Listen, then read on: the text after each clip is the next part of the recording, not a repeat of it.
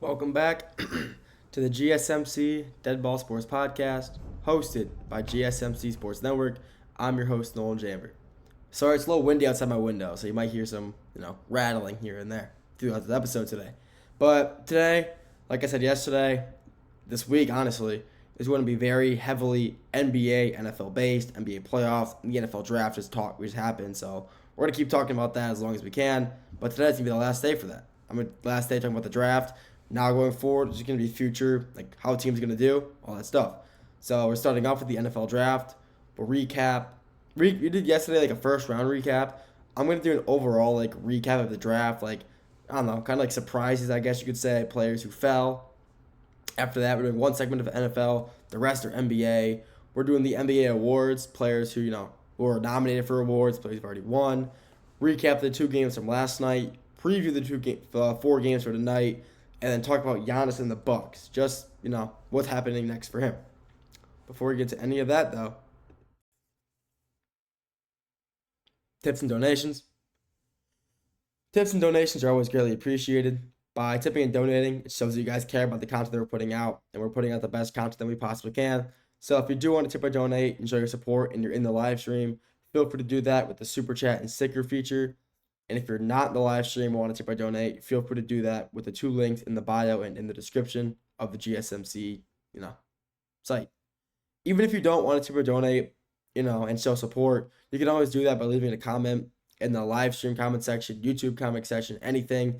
It really, being able to see you guys comment, leave, your own takes in the own comment section. It's really good to see. I love being able to talk to you guys. It really just helps me just become, more close with the viewers. I like being able to meet, know what you guys think about certain topics, and that's why I love doing what I do. But like I said, if you do want to tip or donate and you're in the live stream to show your support, feel free to do so with the super chat and sticker feature. And if you're not in the live stream, feel free to do that with the two links in the bio and in the description. With that being said, let's get into the first topic of the day, the NFL draft. The NFL draft concluded this weekend on Saturday. And yesterday, I basically did another recap. I kind of summed it all up, summarized what happened. Today, I'm going to be kind of doing more of just surprises throughout the draft. Players who fell, whole positions that were just entirely negated, anything like that. So I'm going to start it off by talking about... we'll do Shedeur Sanders first. Talk about Shedeur. He was possibly the biggest drop-off in a player in draft stock in NFL history, in draft history. A projected first-round pick dropping all the way to the fifth round is something you don't see, unless it's in movies. It's like a TV scene or a movie scene. You never see that. And still, nobody knows exactly why. People are speculating that it was because his interviews were so poor. People, that's a valid take for it. But one reason that I do believe he fell so far was because of the publicity that he would bring as a backup quarterback. No backup quarterback should be bringing in more publicity than their starter. And that is a reason that, teams may consider not drafting him. They don't want him to bring negative attention to the team or just, him be the main talking source of the team. If they're, let's say they're a good team, but the media is only covering him and not the team overall, why do you want to draft him? Why do you want him on your team when he's taking all the spotlight? And he fell so far, I think, a reason because of that. I think, teams didn't want that publicity. Teams didn't want him, taking up all the spotlight. And people also probably didn't want to deal with Deion Sanders because people think, he'd be really stingy. He'd be trying to get up close and personal with the organization that he's a part of, trying to, force ways to make Shedeur, like a starter, force his way into the program or whatever. And honestly, that's completely fair for why a team wouldn't want, Shedeur on their team. But it's definitely not because he didn't drop because, he's not a good football player. That's completely false. He was Big 12 Player of the Year, phenomenal player, one of the best quarterbacks, a top 3 quarterback in the draft this year. And he didn't fall because he wasn't good at football. He fell because of publicity. That's my take on it, at least. Then you got, I'll talk about this first, the quarterbacks in general. The quarterbacks in this draft, very good quarterbacks. There's very good quarterbacks in this draft. Jackson Dart, Shedeur Sanders, Kyle McCord. There's a million good. There's 11 quarterbacks, and I believe not 8 of them were taken. 7 of them were taken. And they're all good quarterbacks. But the problem is, some of the best ones fell to the 5th and 6th round, or like 4th, and you really didn't see that coming. I mean, you have obviously Cam Ward, number 1. He was obviously the number 1 quarterback in the draft, and he went number 1 to the Titans. That was kind of set in stone since the minute he finished his college football season, losing in the Pop-Tart Bowl. Set in stone, he's a Titan. The second quarterback off the board, Jackson Dart, Giants traded up, got him. It wasn't a bad take. Wasn't a bad take at all. I think, he's going to develop. He's going to have to develop because I don't know if he's exactly NFL ready yet, but he will be in time. And then the third quarterback off the board, who nobody saw going that early, was the kid out of Louisville, Tyler. Excuse me. Tyler Show, I can never say his last name. Definitely, I'm not going to hit on the guy because obviously he got drafted to an NFL team. But he definitely wasn't the caliber of quarterback you would see drafted in that early second round to the Saints, who are in desperate need of a quarterback. They have, Derek Carr just got hurt. Spencer Rattler, I mean, he's one of their backups. He's not he's not horrible, but, he's not going to lead the Saints to a playoff berth.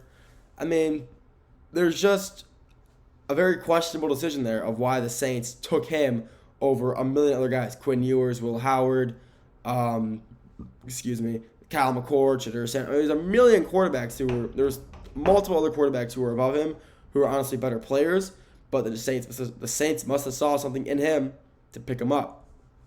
And then after that, quarterbacks were kind of just non-existent for the next round or two. The next quarterback, the most notable one, was Will Howard out of Ohio State. Got picked up by Pittsburgh. Him and Jack Sawyer are paired up there in Pittsburgh. That's going to be Pittsburgh needed a quarterback, and I guess they see Will Howard fitting that system well, so they picked him up. And he's a great quarterback. Just won a national championship, brought Ohio State back to glory. He did lose to Michigan, which, is never, when they were 21-point favorites, 21.5, and they lost, which, he played horrible that game. He did. But then he went on to prove that I'm great. And he just pummeled his way to a national championship, brought another ring back to Ohio State since 2014 when it was still the 4 team, one of the first years in the playoffs. He fell pretty far. I thought he would be at least a 3rd round pick, but same with Quinn Ewers. Quinn Ewers was a great quarterback. He wasn't. I don't think he was better than Will Howard, but he wasn't a bad quarterback. He did have injuries. He's suffering from injuries, but he's still a good quarterback nonetheless. And him falling all the way to the 6th round to the Miami Dolphins, who need a good backup quarterback for Tua because, how Tua's injured. Tua's an injured person. He gets, concussions, what's happening with him. So they need a good backup quarterback. And the fact that he was able to fall that far and the Dolphins being able to pick him up, good for them. He's a good quarterback. He's going to do well. He's going to help. He's going to get developed behind Tua. And, the Dolphins tend to have decent quarterbacks. And I think he can develop really well there and step up when needed, especially if Tua gets injured again this season, which I hope not. Tua's a great quarterback, but I hope he doesn't get injured. But if he does, worst comes to worst, they got Quinn Ewers to back him up. And then Kyle McCord going to the Eagles in the 6th round as well. All these quarterbacks just fell so far. But I thought Kyle McCord was honestly going to be picked up earlier. I think Kyle McCord was definitely the most underrated quarterback in this draft class. Yeah, he did throw. He throws picks here and there, but he's still a great quarterback. He transferred out of Ohio State, went to Syracuse, and just dominated. He dominated Syracuse. Great record. And honestly, I thought McCord could have been, sleeper, one of the earliest QB picks in the draft. I thought he could have gone at least 3rd or 4th round, but I was wrong. Unfortunately, I was wrong. But he's a great quarterback. I think he'll sit behind Jalen Hurts. And he will develop. Kyle McCord is a great quarterback. He's a great build for a quarterback. He's big. He's strong. He can throw far. Accurate, not, his accuracy isn't the best, but he still has a lot of potential to be a great quarterback, and he can learn a lot from Jalen Hurts. So that's what I'm going to talk about quarterbacks. All these quarterbacks, it's kind of dropped throughout the draft, and I thought a lot of them would be going a lot earlier. But another guy I want to talk about, it's not a quarterback, a cornerback this time, Will Johnson out of Michigan. Will Johnson was a projected top 10 pick, and he fell to the 2nd round. 2nd round's not bad at all. Being drafted in the 2nd round is, a team needs a cornerback, but they must have needed something a lot more, more notable than a cornerback at the time. And Will Johnson, obviously, phenomenal quarterback, phenomenal corner. His knee is his main concern. Teams were passing on him most likely due to his knee concerns. His knee kind of was like in shambles. It's not in a good spot right now, and it was he was out for the last few games of the season last year because of his knee, and teams are questioning his ability. If he still got it, and the Cardinals are willing to take that chance. And him paired up against his old rival at Ohio State, Marvin Harrison Jr. And that's going to be great one-on-ones at practice. Iron sharpens iron type of matchup. And that's going to be great for both of them. Going to help sharpen their... I mean, Marvin Harrison's already a phenomenal receiver, but having Will Johnson on him again in practice is going to make him even better because when their one-on-ones in the Ohio State-Michigan game were phenomenal. I mean, it was either catch or, it was either... There was no bad ball. It was either a catch or deflection. And it was a great one-on-one matchup. And I'm excited to see how they match up against in practice. Hopefully Will Johnson can stay healthy. One of the best cornerbacks in the draft, possibly the best cornerback in the draft, fell in the second round due to injuries. But that just shows how good he is, that a team is willing to risk it all on a cornerback who is so good even though he's injured. It just shows how good of a cornerback he is and how good of a player overall he is. That's all I got for this segment. And the NFL today. Next 4 segments talk about the NBA. Talk about the NBA awards, like MVP, sixth man, all that. Preview the games for tonight and, talk about the game, recap the games from last night, and then talk about Giannis and the Bucks after that. We'll get to all after the break. I feel like I'm losing my mind. Is everybody in the world blind? Please, Lord, give me a sign, a sign. I feel like I'm losing my mind. Is everybody in the world blind? Please, Lord, give me a sign, a sign. I wanna be the greatest. Everybody on the fake shit. I look around and feel like everybody is the fakest. I make this every day and I'm impatient, hoping one day I blow up from the basement. Statement, the top is so vacant. I don't hear shit that I think is amazing. Waiting for my day when I'm playing sold out shows for 1,000 faces. Hey, give me that crown, get in my way and to be put down. It ain't your place, all this my town. If I want that shit, then I'll get it right now. I'm losing it, the noose it fits. I'm losing shit, a stupid myth. You choose to live or choose to dip. You choose to fight or lose your grip and lose a gift. I feel like I'm losing my mind. Is everybody in the world blind? Please, Lord, give me a sign, a sign. I feel like I'm losing my mind. Is everybody in the world blind?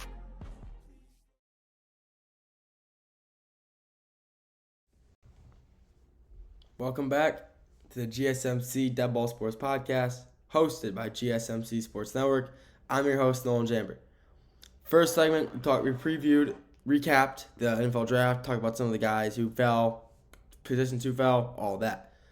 This segment, like I said, we're talking about NBA awards, Sixth Man of the Year, MVP, DPOY, recap all that, players who've been picked who for already, awards given out, awards not given out yet. Excuse me. We'll talk about the NBA after this as well. Recap the games from last night, preview the games for tonight, and talk about Giannis and the Bucks. What's happening over there after that. But before we get to any of that, tips and donations. Tips and donations are always greatly appreciated. By tipping and donating, it shows you guys care about the content that we're putting out, and we're putting out the best content that we possibly can. So if you do want to show your support for us, feel free to do that. If you're in the live stream, feel free to donate with the 2 links, or the super chat and sticker feature. And if you're not in the live stream, feel free to do that with the 2 links in the bio and in the description. Even if you don't want to tip or donate, you still want to show support for us, you can always leave a comment. Leaving a comment in the live stream chat is the best way to do that. I'll see that right away. Answer your question as soon as you post it in. Or you can do it if you're watching the YouTube video or listening. You can also leave a comment in the comment section there. I'll see that after I upload it and get to it as soon as I can. But leaving a comment in the live stream is the best way to, get in contact with me if you want to just talk. So feel free to do that. But like I said, if you do want to tip or donate and you're in the live stream, feel free to do that with the super chat and sticker feature. And if you're not in the live stream, feel free to do that with the 2 links in the bio and in the description. With that being said, let's get into topic number 2 for the day, the NBA awards.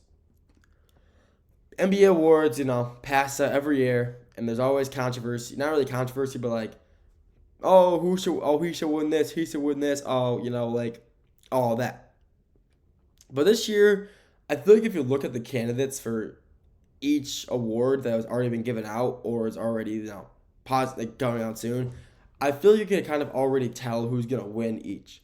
So we'll go down the list of just kind of, the main ones, starting at first, like MVP, Rookie of the Year, stuff like that, and go down from there. So the MVP is always, MVP, Most Valuable Player. So who's going to win that? The 3 candidates are Giannis, SGA, Shai Gilgeous-Alexander, or Jokic. And all 3 of them are just phenomenal. All 3 of them are leading their teams to the playoffs. Jokic is currently tied with the Clippers 2-2. SGA and the Thunder just swept the Memphis Grizzlies 4-4. And Giannis is currently down 3-1 to Pacers, which is not good. But we all kind of know that the race right now is really just between SGA and Jokic. And as much as I do think Jokic is, I still believe that Jokic is the best player in the NBA. No doubt about that at all. I think he's the best overall player. But I think they give the award this year to SGA. It's his first time, and Jokic already has 3. I think SGA is honestly probably just the most valuable player, honestly, in the league. He's so versatile, but so is Jokic. But SGA, they're going to give it to him because, he's a better seeded team, helped lead his team through a very, very hard Western Conference. So I think that's one of the main reasons they give it to him, because of how well he was able to, take the Thunder from, through the Western Conference. Very hefty, very hard conference. 1 seed by a mile. They were 10 games above the Rockets, who were 2nd seed, and they kind of just cakewalked through there. And that's why I believe they give SGA his first MVP, because of honestly how good he's been playing this year. Granted, he's a big foul baiter, people like to claim, but if he's on the line and he's scoring, he's scoring. So you can't really deny it. You can't hate that. And if he's scoring, he's scoring.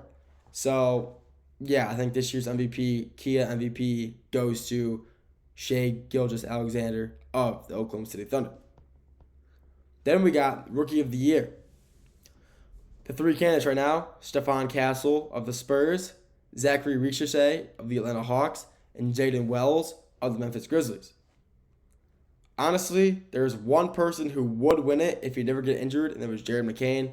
If Jared McCain did not get injured, he 100%, and I say that, 100% would have won the Kia Rookie of the Year award, but he didn't. Unfortunately, he got injured. Brutal beat. I mean, he's a phenomenal player. He played for about a month and a half and was averaging 20 points with Tyrese Maxey. Great combo players. It sucks that he got injured because he was going to win Rookie of the Year, but he got injured. So who's gonna win it now? I do believe it's going to be Stephon Castle. Richardson and Jaden Wells went to the playoffs, but I believe Stephon Castle really stepped up this year. When Wemby got hurt, Castle stepped up and said, okay, this is my team. Yeah, they got Chris Paul. They got a great team overall in San Antonio.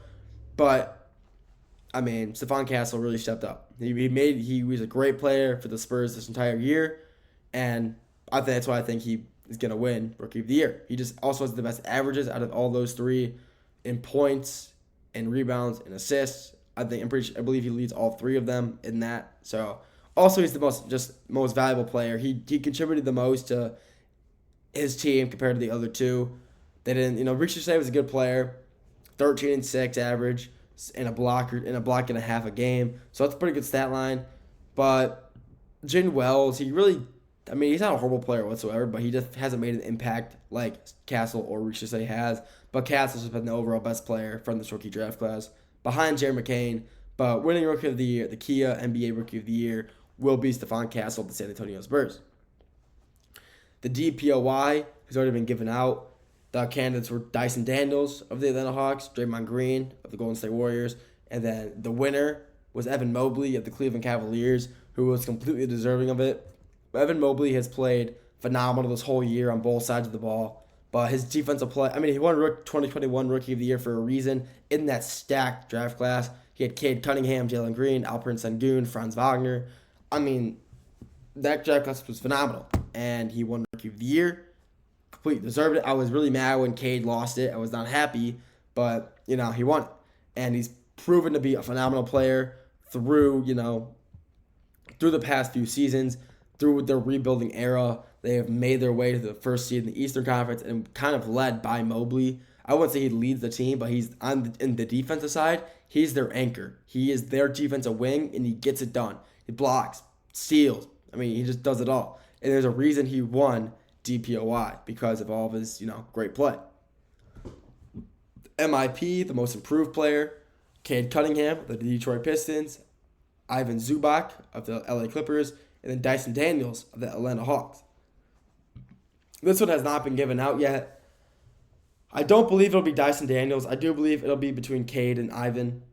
And I do believe that Zubac will win it. Unfortunately, I do want to say Cade will, but Cade never really fell off. Cade's been playing good his entire career, and he's just played that much better this year. But Zubac is just a phenomenal player. I don't know how to say his full name right, but Zubac has played phenomenal for the Clippers all year. He's one of the best centers in the league right now, and he's pairing up against Jokic and the Nuggets right now, and pairing up against them very well at that. He is just a phenomenal player. He is their big. He is the big. He's going to be their big for the next few years. There's no way they trade him away after the year he's been having, scoring, averaging double-doubles, just getting lots of blocks and rebounds for this team. I mean, he's kind of the anchor for this team. In the paint, he is, he's one of the, like I said, he's one of the best bigs in the league. I think he is a top 5 center in the league right now. And if he keeps playing like this for the rest of his career, he got traded from the Lakers to the Clippers, and he's completely, reinvented himself. He didn't play at all, very little in the Lakers. He came to on the Lakers, didn't play at all. Came to the Clippers, became a huge stepping stone, he took a huge step up, and has really proved himself to be one of the best players in the league, centers wise. Sixth man of the year, candidates were Malik Beasley, Peyton Pritchard, and Ty Jerome. Malik of the Pistons, Peyton Pritchard of the Celtics, and Ty Jerome of the Cleveland Cavs. The winner was Peyton Pritchard. I was heartbroken to see Malik Beasley lose. I think he really deserved it. I think he was averaging a lot more points, rebounds, and assists wise, but he was getting a lot more minutes than Peyton Pritchard. And when you compare the two, based off if they had the same amount of games played, Pritchard was the better player. But I think Malik kind of contributed more overall to the Pistons. I think he comes in, makes an immediate impact for the Pistons, plays phenomenal, and I know he's just a great player. He came in, shot phenomenal this entire year. Great player overall, and a great one of the best 3-point shooters in the league this year. And came off the bench most games, helped lead the team. But Peyton Pritchard deserved it though. Great player for the Celtics, really helped him step up, get that 2 seed.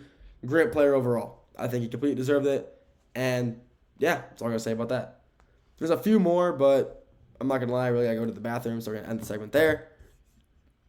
That's all I got for this segment. Next segment, we're recapping the games from last night, preview the games for tonight, and then talk about the Giannis and the Bucks. We'll get to all that after the break. Looking for your daily fix of sports talk without having to pay for it? GSMC Sports Network is available on YouTube. Just search GSMC Sports Network. Get your fix of daily sports talk shows on YouTube, absolutely free. NFL, college football, NBA, MLB, MMA, UFC, fantasy football, and so much more. GSMC Sports Network has shows running all day long, with new sports shows starting every 2 hours. Just like on your favorite cable sports channel, except GSMC Sports Network is absolutely free. Just search GSMC Sports Network on YouTube to catch one of your new favorite shows, like the GSMC College Football Podcast, Chip Shot Football Podcast, Hoops and Heels Women's Sports Podcast, GSMC Basketball Podcast, and so many more. Check it out for yourself. GSMC Sports Network, now available on YouTube absolutely free. Search GSMC Sports Network on YouTube right now.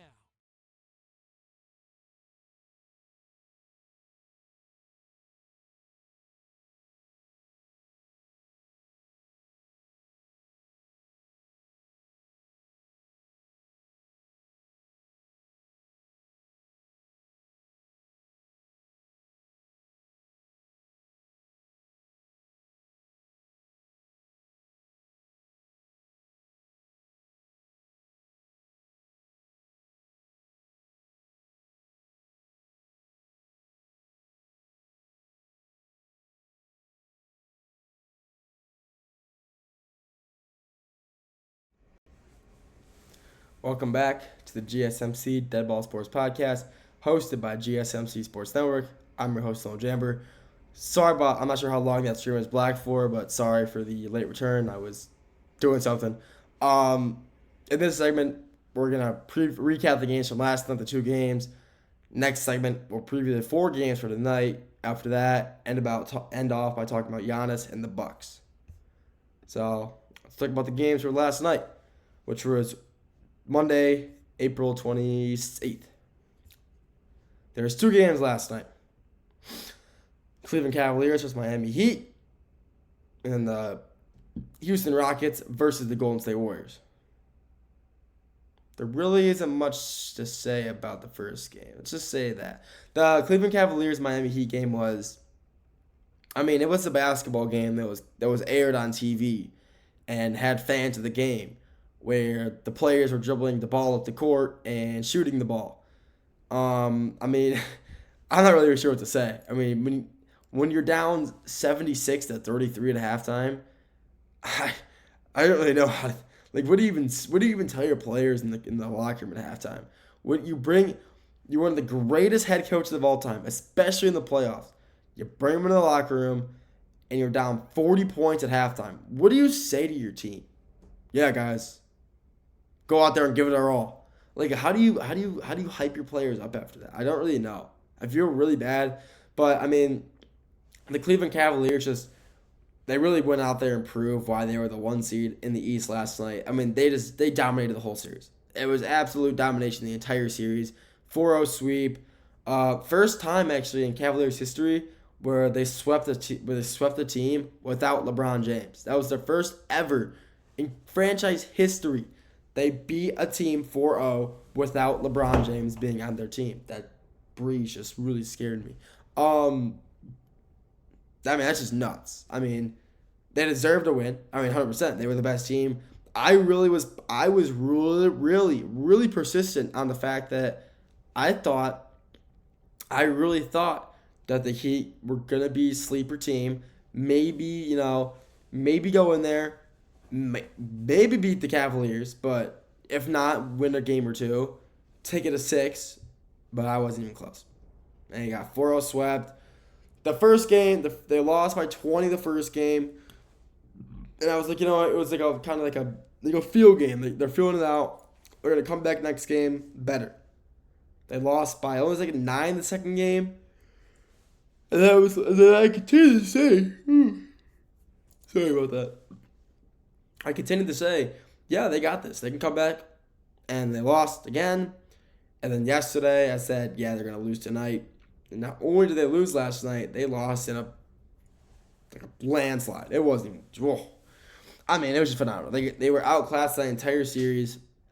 Mobley really was kind of proving why he was the defensive player of the year that series. He was just playing phenomenal. Getting a lot, he was just blocking. He was just doing everything a DPOY would be doing.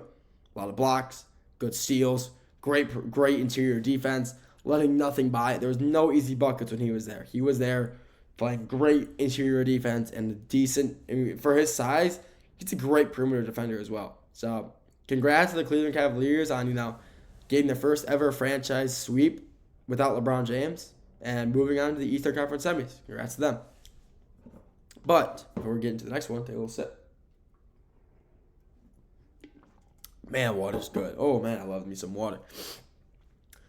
The second game last night, there's only 2 games, but the Houston Rockets versus Golden State Warriors game last night was honestly one of the most, had one of the best endings you can honestly, hope for in a basketball game. It was fourth quarter, last 5 minutes of the entire fourth quarter, which is phenomenal. That last 12 minutes, it was neck and neck the whole time. I think the largest, span of a point differential in that quarter was 5. Phenomenal ending. Phenomenal, just game in general. The final possession, the Rockets got a rebound with 18 seconds left. It was 11. I think it was 11 seconds left. They get the rebound, call a timeout. And they're forming up a play, come out of timeout. They have their play lined up. They have, I believe it's Jabari Smith inbounding it. And Jalen Green wraps around for the pass for the pass. He gets it. He feeds it because their plan was to get Sengun on whoever was going to guard him. So it was Draymond Green. Give it to Sengun, him back him down and just kind of post up. And that's what they had planned. That worked out. They had Sengun on. Draymond was on Sengun. They got it to Sengun at about the free throw line, maybe a little past that, and he started to back him down. And Draymond Green was showing why you don't want to play one-on-one with me. You're not going to win in the big boy battle. He managed to stop Sengun, and then Sengun went for a little post fade, and it bricked. He missed long, and Draymond was very hyped. Let's just say that. Draymond Green was very, very excited, and he was saying, I believe he was saying, you want to play, you put him on me. Like, he was like saying it mouthing it to the crowd. And, I mean, the announcers, Reggie Miller was all over it. He was loving it. He was saying, like, that's exactly what Draymond Green wanted. He wanted him to play one-on-one with him, and he was going to block him down. That's exactly what he did. Sengun had a good game, though. Regardless of that, he had like a 26-point game, 25-point game, and he just missed in that last shot. But he missed it. Warriors got the ball, a foul with about 4 seconds left. Jimmy Butler came back. He was playing last night. Absolutely huge game for him. He dropped 27 points last night on his first game back after that injury. He comes back. He gets that final rebound. He gets fouled. Goes to the free throw line while up 1. Sinks them both, up 3. Fred VanVleet gets the ball with about 4 seconds left, drives down court, and he throws up a heaven shot he's at the wing, off 1 foot, throws it up. It actually looked like it was about to go in too. From the camera angle, you really thought it was about to go in, but it was an air ball. I mean, the ball looked like it was about to just fit right in the middle of that net, almost no net movement, and then it was an air ball. So I was really hyped. I was looking at it like, oh my god, that's going in. And it, in fact, did not go in, which, kind of sucked. But that OT game would have been amazing. An OT with that game would have been phenomenal. Would have fed families. But, it was a great game. I mean, Golden State Warriors, the 7th seed, are now leading the series 3-1, heading back to Houston for this Game 5 tomorrow or on Thursday, whenever they play next. But it's going to be a great ending. I mean, I think Jimmy Butler being back is definitely a huge help for the Warriors. Because I didn't, at the, sorry about this. At the time when I was filming yesterday, Jimmy Butler was, I believe he announced he was playing, like an ESPN notification came on like midway through my stream. And at that point, I wasn't talking about the NBA, so I just didn't bring it up. But, I mean, he's a huge help. Jimmy Butler continues to prove why he's playoff Jimmy. That's what he is. He's playoff Jimmy Butler. And, I mean, that's it. That's all I can say about him. He's a phenomenal overall player. He's just he's a great player.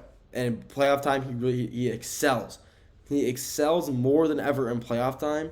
And he stepped up last night like 27. I believe he had like 5 rebounds and 9 assists or something like that.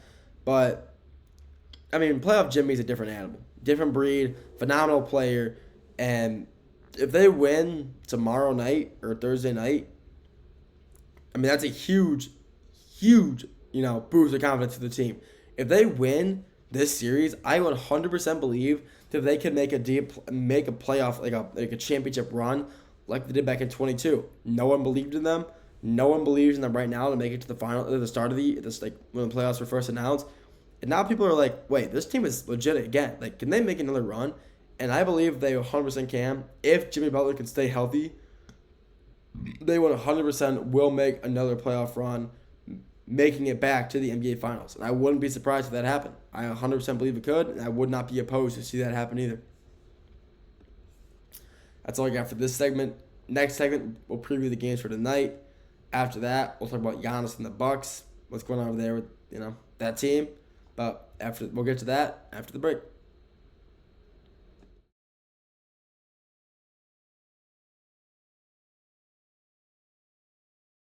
For the best and latest podcasts available anywhere, go to the podcast app on your cell phone and type in GSMC to access free content-rich podcasts on health and wellness, book reviews, sports, entertainment, relationships, social media, movies, technology, finance, and even weird news. Subscribe and download the GSMC Podcast Network's family of shows, available everywhere podcasts are found.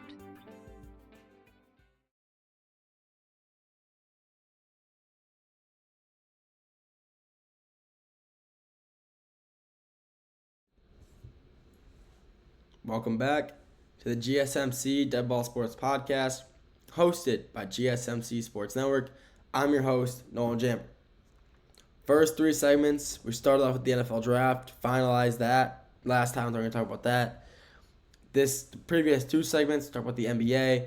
We previewed the games, or talk about the games from last night, and then talk about the NBA awards, who won what. This segment number 4, we're going to preview the games for the NBA games for the night. And tonight, it's all Eastern Conference besides one. And every Eastern Conference series right now, except for the one that's over that was 4-0 swept, each game is 3-1. And, that's never fun to see. I don't like when every series is a 3-1 blowout. It's not fun. But we'll talk about it. So the first game, at 6 o'clock on NBA TV tonight, we got Giannis and the Bucks taking on Tyrese Halliburton and the Pacers. The Pacers have just dominated this entire series. Why am I yawning so much? I really don't know. I don't know why I'm yawning so much today. But, yeah, Tyrese Halliburton and the Pacers have shown why, they're a 4 seed. They are just playing so good this whole series. They've dominated the Bucks in every aspect of the game. Giannis, he's still playing phenomenal, but it doesn't matter that he's playing so good because of the fact that the Bucks team in general isn't, and the Pacers team is. The Bucks team isn't contributing enough to help Giannis succeed.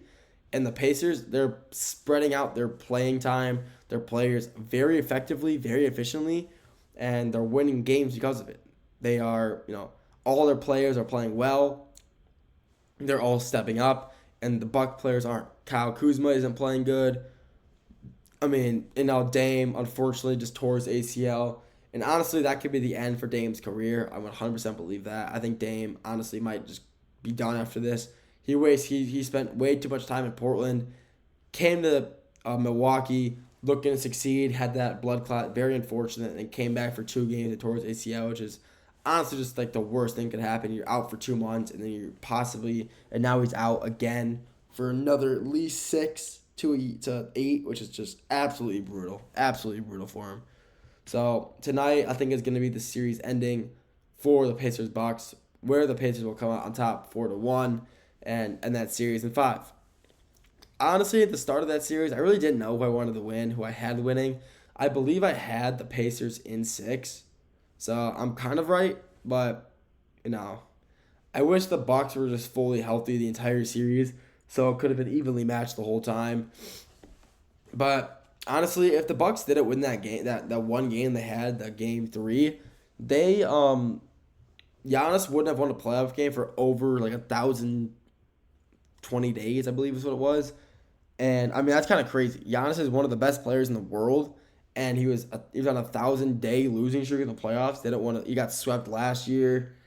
He got swept in 2023 as well. Brutal, it really is. So, I'm glad he got that win and that drought, but it sucks that his time in Milwaukee is coming to an end after this series, most likely. At 7:30 on TNT/Max, HBO Max, whatever you want to call it, you got Pistons versus the Knicks. Back in New York, back in the Garden, and that series is also That series is also 3-1 in favor of New York. That series could 100% be 2-2 tied. Absolutely, it should be. You could say that for every series, but the Pistons have just not played the way they should be. First game, they let the Knicks go on a 21-0 run to win. They won the second game. Third game, third game was just, I don't know. It was just a weird game. Last game, they're holding the lead for most of the fourth quarter, and in the last few minutes, they just let it slip away, which is in typical Pistons fashion. and they last possession of the game, they have 11 seconds left. They have an inbound play, give Cade the ball. He hits a pull up from like about the free throw line, 15, 16 feet. Absolute bricks it. They get the loose ball. They get the loose ball somehow, and there's no foul called on that corner three by Tim Hardaway Jr. And when the refs after the game say, yeah, it was a foul, I mean, that's just absolutely just brutal that you lose on a missed call like that. These refs these days need to be held accountable, but they just never will, which is just horrible to think about. But this series tonight is most likely going to end as well. I think the Pistons just unfortunately just unmatched and they're just unmatched. They can't keep up with Karl-Anthony Towns and how he can shoot. I really don't like Karl-Anthony Towns. I really don't like. He's a great player. I just don't like watching him play though. I just think he just doesn't play. I just don't enjoy watching him play. I really don't. I just don't like the Knicks at all. But they're gonna win this series tonight, and honestly, I really hope they don't. I really hope the Pistons can somehow manage to come back down 3-1. But I don't know. This series is most likely gonna. If it doesn't end, if the Pistons win tonight, I don't know if the Pistons can hold on much longer or hold out, and I don't know how much energy they got left in the tank. I would love to see them, like I said, come back down 3-1. Is that possible? Yeah, I guess. And they won a game, so it is possible. But they just need to play the best basketball they can, and they need the Knicks to not play good, which is pretty hard considering how good the Knicks are. Third game tonight, 8:30 on NBA TV. Orlando Magic versus the Boston Celtics. This series is also tied not tied. This game is also a 3-1. Although I keep saying tied. It's also a 3-1 in favor of Boston, and that series is over tonight. This series is ending. It's in Boston. The Magic just aren't playing nearly as good as they should, and they're not like the Magic weren't like the best team, but they're a great defensive team, which I've been saying for so long, and that's still holding true. But the Celtics are just that much better of a team. There's outmatched them in every aspect, and the Magic just can't keep up. So the series tonight will end with the Boston Celtics win, moving on to the Eastern Conference semis with a 4-1 win in 5 games. The last game of the night, the best playoff series this honestly is probably one of the best playoff series in NBA history. I love, not ever, but as of recent, one of the best playoff series I have ever watched in my life, and that is keep you on your toes with that water drink. I had to keep you in suspense. It's the Nuggets Clippers, tied at 2-2, back in Denver tonight for Game 5. I mean, this series is just absolutely phenomenal. Perfectly matched on both aspects. Bigs, Zubac versus Jokic, Harden versus Murray, Kawhi versus Aaron Gordon. I mean, just phenomenal. In every aspect, each player is evenly matched. Each matchup is just completely, just fair. There's no, outlier. There's no one person better than the other. Each of these players is phenomenal in their own aspect, and that's why this series is so good, because of how evenly matched they are. I mean, it's a 2-2 series, and there was one blowout, which was the game 3, when the Clippers just kind of manhandled the Nuggets by 30 points. James Harden went electric that game, and the Nuggets win last game was absolutely phenomenal with the dunk, with the Jokic missed buzzer beater 3, but Gordon still had enough time to get it, predict where the ball was going to go, jump up, and dunk it with 0.2 seconds left. Absolutely phenomenal end to that game. But, I mean, this series is just literally there's no other way to say it rather than it's one of the best series in basketball that we've seen in a while. Playoff series in basketball. It's just so evenly matched. These players love playing against each other. I wouldn't say love, but the series is just so evenly matched. The fans love it because of how close it is. The NBA is loving it because of how close it is. They're posting about it so much. And this series is just overall just so good. It's just such a good series in general.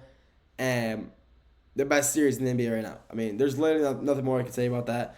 No other 2-2 series every game feels like Game 7. It's just so close and so evenly matched that it feels like it's Game 7 of the NBA Finals. And that's all I can say about that. It's just phenomenal on every aspect. In every aspect of the game, it is perfect. It is the perfect series for an NBA fan to watch, enjoy, and love. And that's why I think it's perfect. It's got perfect amount of intensity. The matchups are just exactly as you want it to be, just perfectly matched up against each other. Like each player matched up is just the perfect size, weight, skill levels are the person they're playing against, and that's why I think it's the best. It's just the right way. It's the perfect amount of everything blended into one, and you're watching the holy trinity of basketball games, which is the Nuggets, LA Clippers 2025 Western Conference first round. It's phenomenal. That's all I got for this segment. Next segment and final segment, we're talking about Giannis and the Bucks. Talk about what's going on over there in Milwaukee. We'll get to that after the break.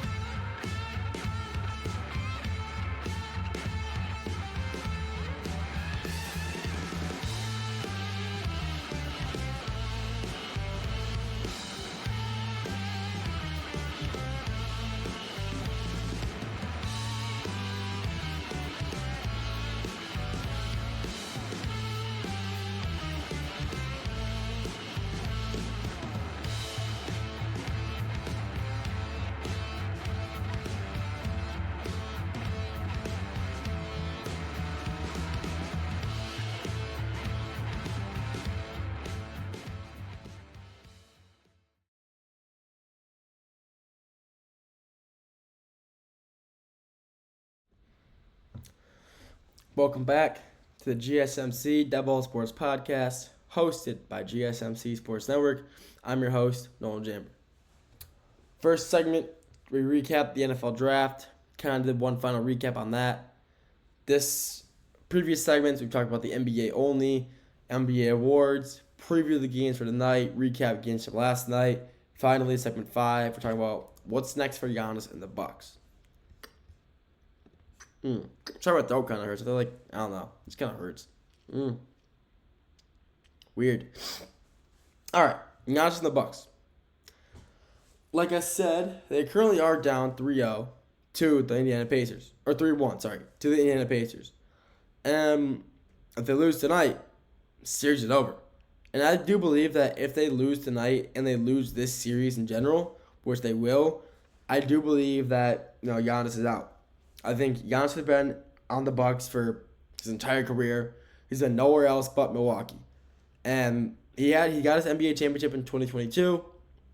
He got his MVP as well. He got 2 MVPs actually. But is he going to stay in Milwaukee after this season? I really don't think so. I think his time in Milwaukee is finally coming to a close. And I think that because this past few years in the playoffs, he has had little to no success. He hasn't won. He hasn't gotten out of the first round. He's not winning games. His team just isn't what it used to be back in 2021, 22, and they won the playoffs. Or won the championship. I mean, he tried to bring in people. That happened with Damian Lillard. He brought him in 2 years ago or last year. Dame plays good in the regular season.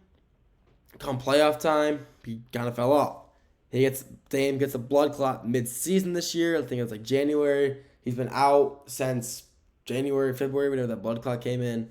And he comes back for the playoffs for 2 games. He puts up 18 points the first game in his return, and then tears his ACL in game 2.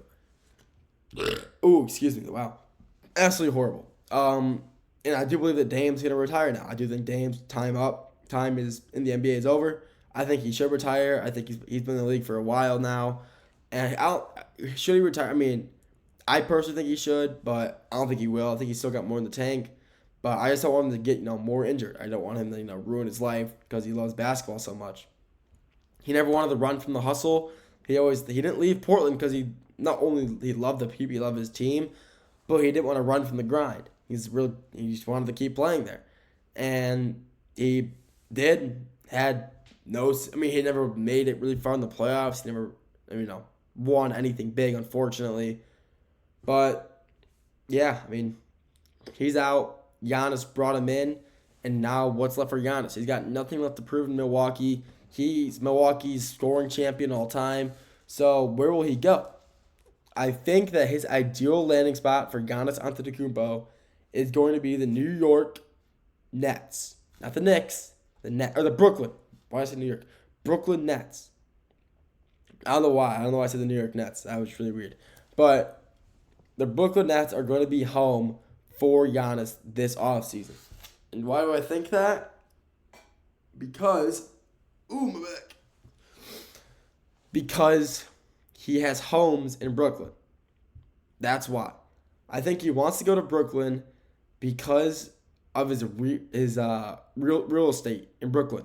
He has businesses in Brooklyn that, he wants to be closer to. He has family running them and friends. But I think he wants to go back to Brooklyn. And he wants to be there with his, his businesses, his homes that he sells out, all that stuff. I think he wants to be where he can just kind of, after his career is over, he can just live. And I think he wants to end up living in New York or Brooklyn. And that's why I do believe he wants to go there. I think he's going to end his career there. But I also think he just kind of wants to get out of Milwaukee. He's been there, like I said, his entire career. He was drafted 2012, I believe, 2014, some in the early 2010s. Is that light bright? I can't really tell. It looked really bright on my screen. Hey, I'm going to open these blinds. The sun just came out of nowhere all of a sudden. There we go. That's better. Yeah, I think he's going to end his career. I think his career in Milwaukee is over, though. I think he's done.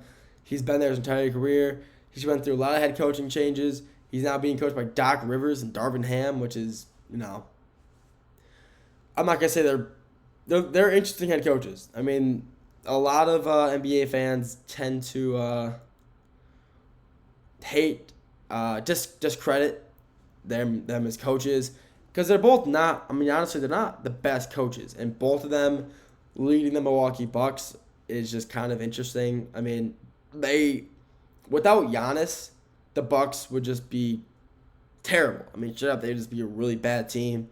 And they try to bring in people this year. They traded Kyle Kuzma for Chris Middleton, which I still think is insane. Chris Middleton was one of the best players in the Bucks, not only during that championship run they had, but he was still playing good basketball. And they got him for Kyle Kuzma, who they thought could, replace Chris Middleton, but he in fact couldn't and didn't. He just hasn't done anything, I guess you could say productive for the team. He didn't help them out. He hasn't done much in the playoffs.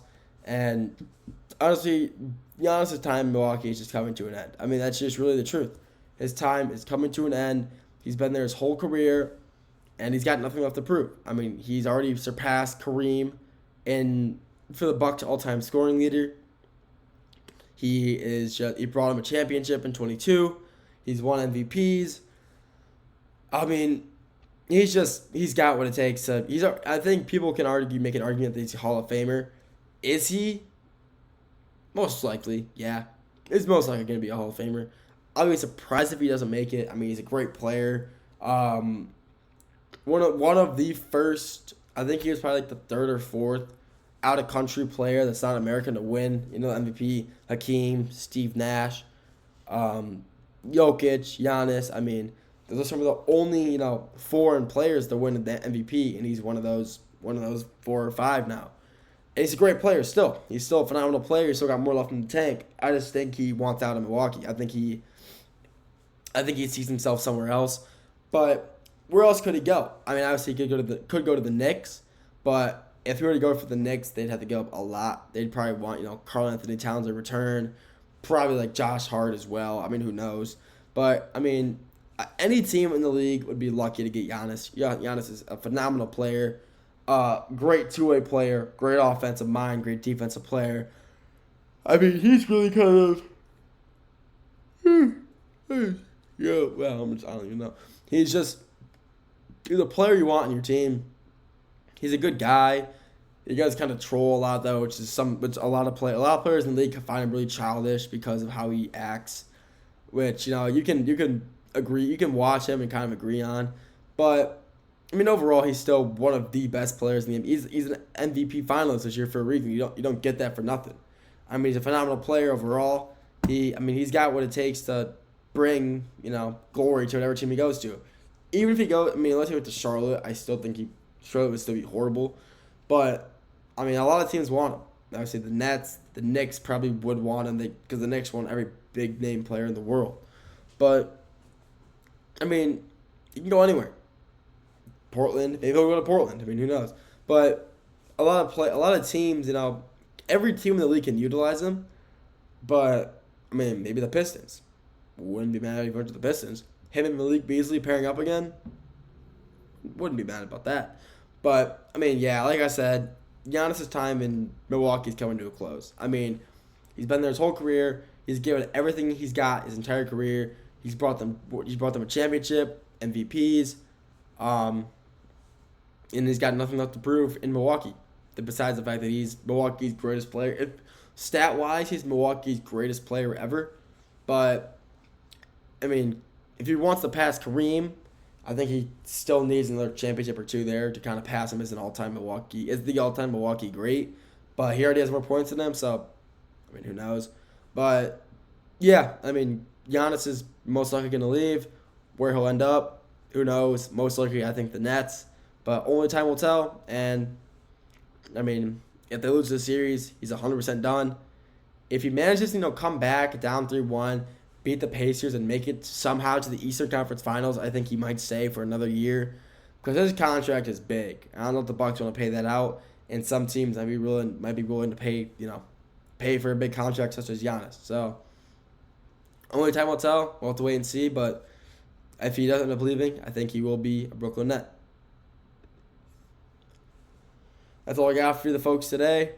Thank you for tuning in to the GSMC Dead Ball Sports Podcast, hosted by GSMC Sports Network.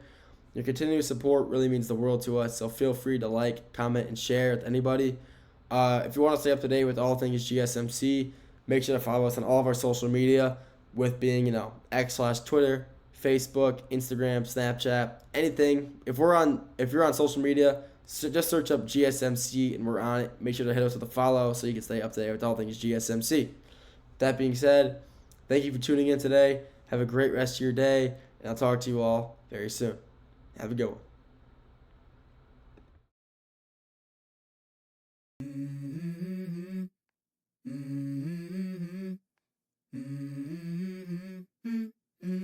Let's go. I wake up to a little bit of drool on my pillow, feel like it's gonna be a bad day. Yeah, I'm tired of shit, and the coffee ain't hit yet, damn, ain't that great. I don't wanna go.